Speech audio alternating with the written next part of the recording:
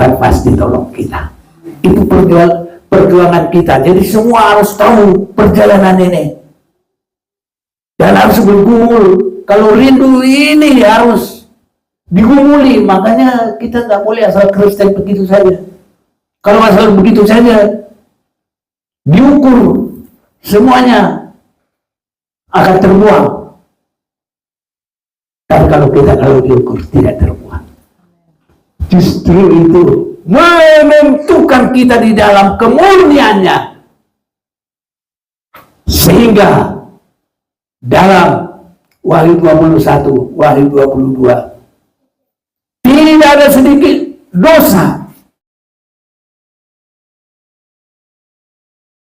Akan ajak kita melihat firman Tuhan Yohanes pasal 1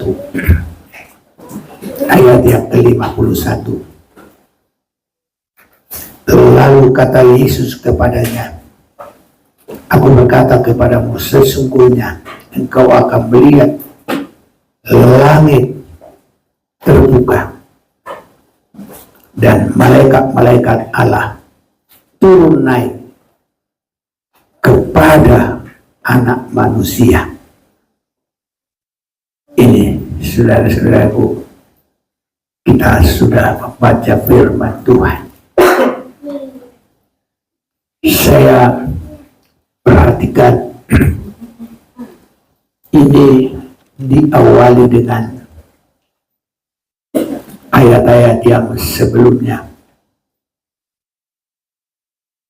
Kemurahan Tuhan bagi kita semua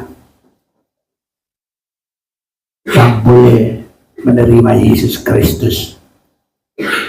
Ayat 12. Tetapi semua orang yang menerimanya diberinya kuasa supaya menjadi anak-anak Allah, yaitu mereka yang percaya dalam namanya. Nama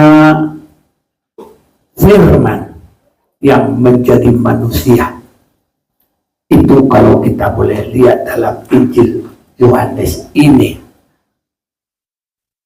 Jadi kita boleh berada dalam menerima. Kita sedang di saat boleh menerima, sehingga benar-benar kita sedang berada di dalam masa kemurahan. Jadi semua orang yang menerimanya diberinya kuasa supaya menjadi anak-anak Allah, yaitu mereka yang percaya dalam namanya. Khususnya ini ada dalam masa kita sekarang. Mulai dari kejadian ini, firman menjadi manusia, sampai saat ini masih terbuka ini bagi kita. Inilah kemurahan bagi kita. Kalau dari Abraham, saudara-saudaraku, hanya mereka yang dari keturunan itu, suku itu, bangsa itu, itulah yang boleh masuk, boleh menerima. Tetapi untuk setelah ini juga kita baca, dan terlebih setelah firman itu telah menjadi manusia, Yesus sudah firman menjadi manusia, dan itu akan terus sampai Yesus datang pada kali yang kedua. Maka semua yang menerimanya diberinya kuasa supaya menjadi anak-anak Allah. Ini kemurahan bagi kita, saudara-saudaraku ya. Dan ini juga diawali dengan Yesus berkata dalam pasal yang kedua ini, ayat 19, jawab Yesus kepada mereka, rombak bait Allah ini, dan dalam 3 hari aku akan mendirikannya kembali. Inilah keselamatan yang didirikan oleh Yesus Kristus, merubah perjanjian. Ya, kepada Abraham itu tadinya dari keturunan fisik, tetapi mulai di dalam Yesus berkata, rombak bait Allah ini, dan dalam 3 hari aku akan mendirikannya kembali. Ini tidak lagi keturunan secara fisik, tapi sungguh di dalam rohani. Itu sebabnya kalau kita juga baca di dalam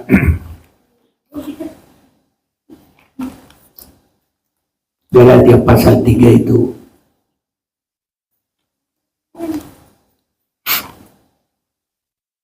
ayat yang ke-29, dan jikalau kamu adalah milik Kristus, jadi kita dengan menerima Dia, kita jadi milik Kristus, maka kamu juga adalah keturunan Abraham dan berhak menerima janji Allah. Ini setelah Yesus merombak cara Taurat untuk menerima di dalam suasana kasih. Kalau cara Taurat gigi ganti gigi,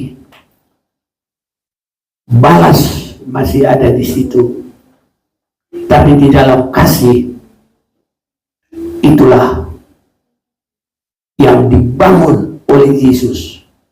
Jadi benar-benar firman menjadi manusia, dan itu dibuka dengan kematian kebangkitan Yesus. Maka saat itu yang terberkati itu semua yang menerima, bukan lagi Israel fisik saja.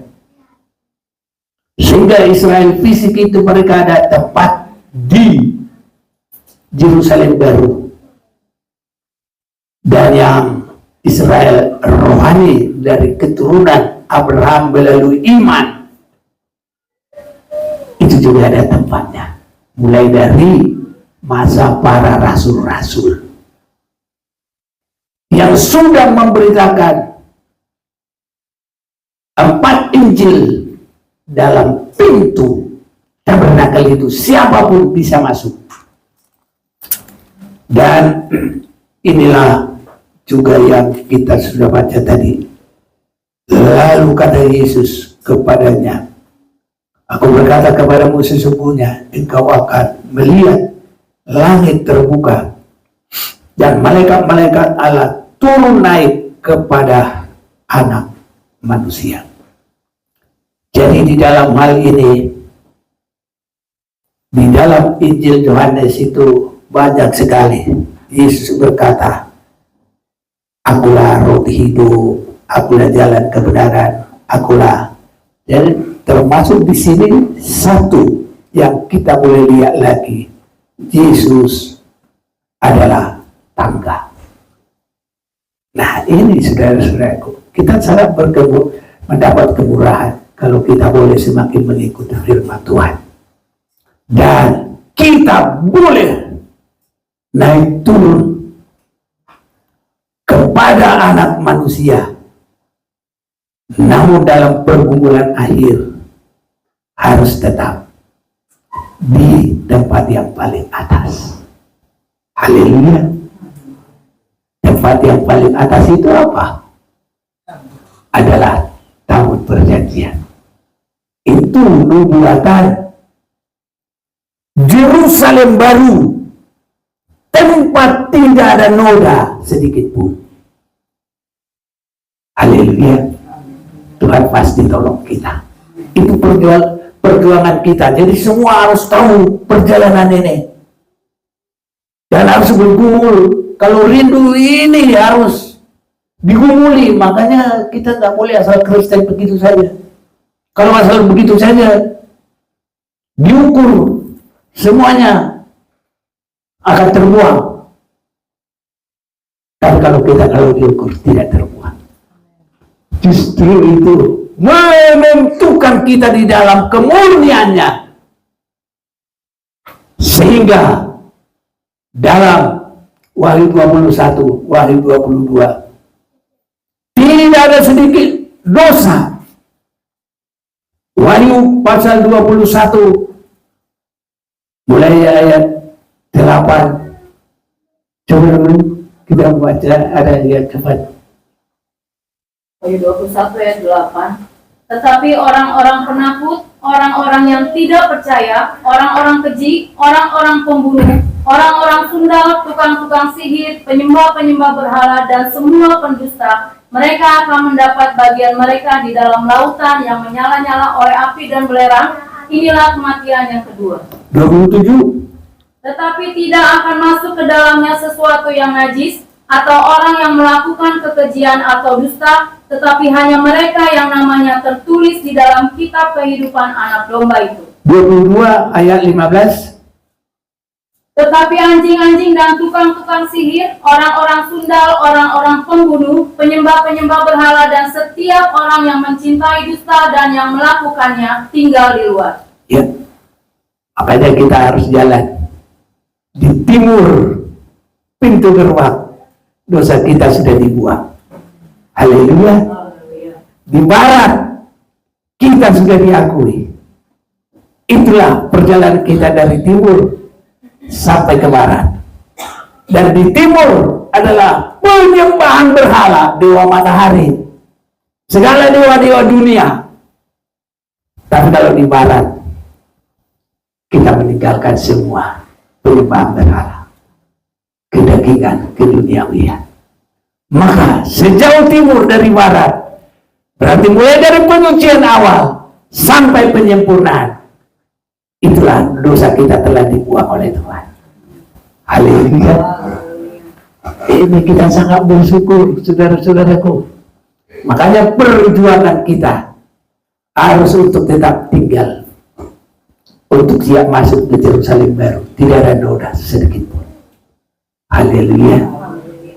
Nah sekarang itulah juga sistem pelayanan kita. Amin, saudaraku.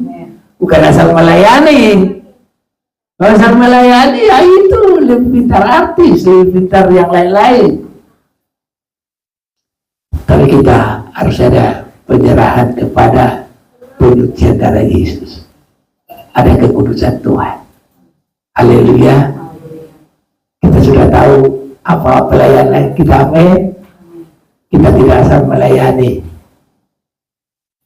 Kalau asal melayani itu lebih pintar, saudaraku, yang lain itu. Caranya, suaranya, main musiknya bisa.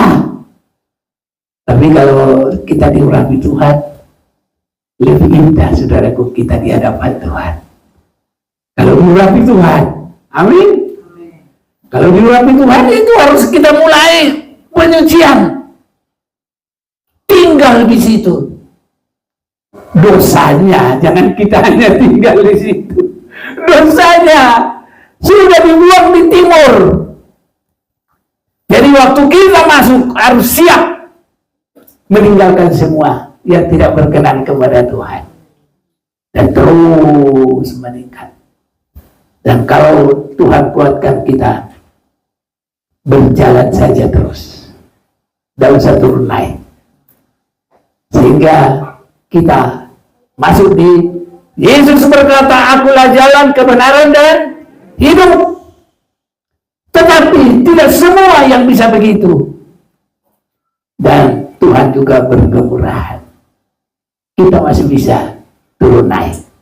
Haleluya. Tapi harus berjuang.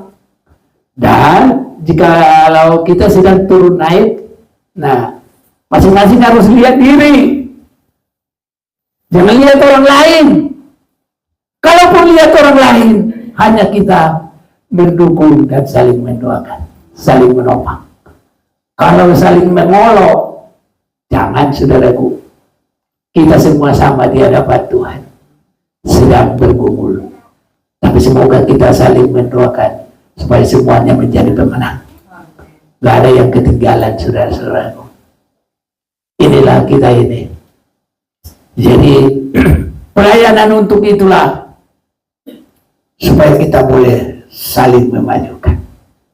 Mau pelayanan apapun pelayanan kita ini, dan sudah ada sasaran kita untuk gereja yang tidak bercacat celah.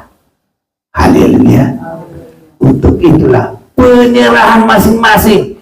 Apa yang dapat kita lakukan, apa yang bisa kita berikan dalam pelayanan untuk gereja siap tidak bercacat celah pada kedatangan Yesus Kristus yang kedua kali.